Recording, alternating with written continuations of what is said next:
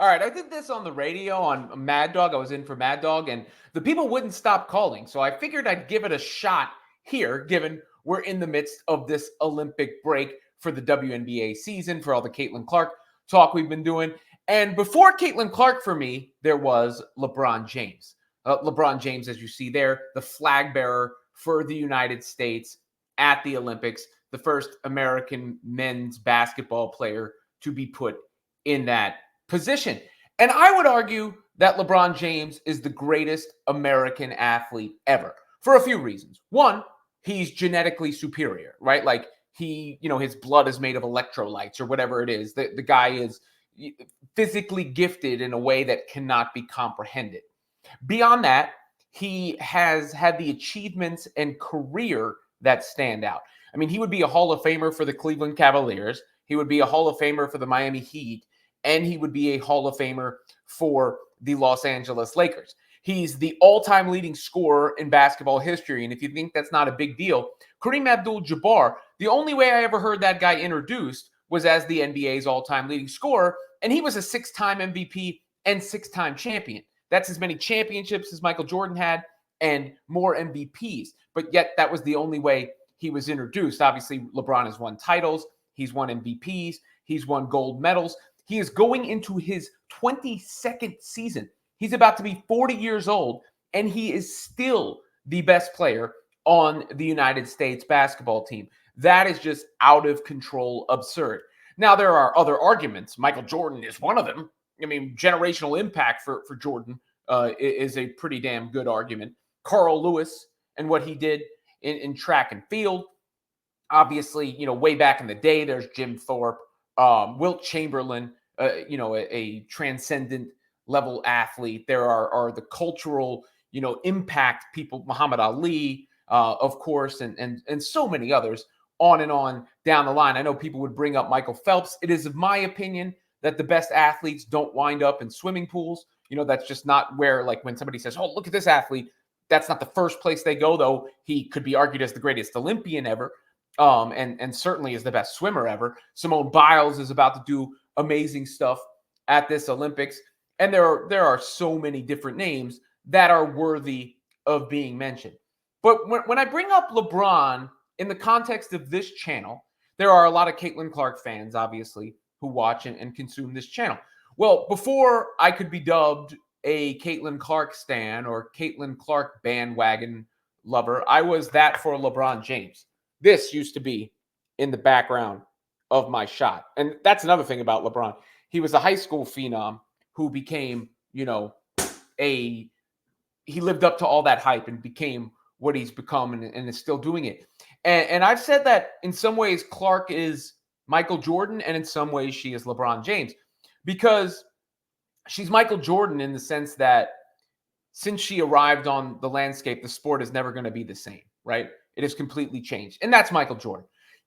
Magic and Bird ran so that Jordan could fly.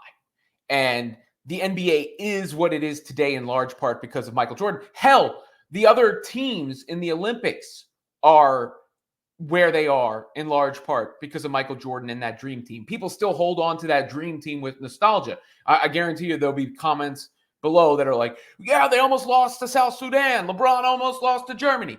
And look, there's 30 plus years of basketball evolution since then. The three-point shot, there's just a lot that has changed over the years. But, I saw a clip of LeBron the other day where, like, the footage went from standard definition to HD to streaming. But nonetheless, Michael Jordan made that generational impact. And I think Caitlin Clark is going to do that to the WNBA and women's basketball. But in some ways, she's also LeBron in the sense that she's been under this scrutiny and focus. If you recall when LeBron went to Miami, when he made the decision to go to Miami, a bunch of people had big backlash towards him. And, that was a thing. The decision was terrible, and the talents to South Beach and the not one, not two, not three, not four. And I agree that whole thing he did at the pep rally wasn't the best thing he's ever done. But it was the first time I realized anything you do anywhere can be everywhere, because he came up in this social media phenomenon 24/7 news cycle. And it's become a bit of a cottage industry to talk about James every day. Hell, I did it, right? I got my job at SI because of a speech I did, or a take I did on LeBron being the best basketball player ever. That was back in 2017. It started with Hove got flow, though he's no big in Pac, but he's close. How am I supposed to win when you got me chasing ghosts? Obviously, a Jay-Z reference and a reference to Tupac and Biggie and the ghosts that he had to chase for his GOAT status, just like LeBron is chasing the GOAT status of Michael Jordan, which for some can never be caught. But in the midst of that, like from the time he went to Miami in 2010, and he failed at the beginning and he learned from that. The Mavs thing is the biggest failure of his career, but he's since gotten better. Since then, he's been under the microscope, talked about incessantly, dissected, praised, hated every single day since. And in some ways, that's what Caitlin Clark is going through now. She is that new LeBron in that way, where she is a lightning rod. Hell, it wasn't until I started talking about Caitlin Clark on this channel that it really started to explode. So I thought it was worth throwing this topic out there and seeing how people responded to it, and even doing it without putting Caitlin Clark's name in the title, because that's a cheat code to always do is to put Caitlin Clark's name in the title. But if you were casting Space Jam, right, back in the day, it was Michael Jordan. He was Space Jam. The last Space Jam was LeBron James. I think if you were doing another Space Jam, it would be Caitlin Clark. But think about it in these terms. LeBron has been around long enough where he barely missed, Wizards Michael Jordan. And he's here for the beginning of Caitlin Clark. He has spanned multiple eras. In fact, he was part of the 2004 team that lost to Puerto Rico after his rookie year. He didn't get played enough in that Olympics, and is still a part of the team in 2024. 20 years between Olympics appearances. So I think all those things considered, I would consider LeBron James to be the greatest American athlete, which in some ways was punctuated by that image of him holding the American flag. And I don't want to talk about anybody's political views or anything LeBron, any stances he has taken in the past.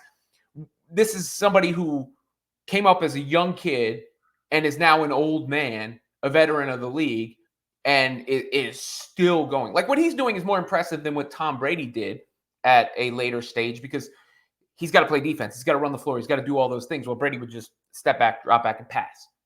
And LeBron still hasn't passed the torch yet.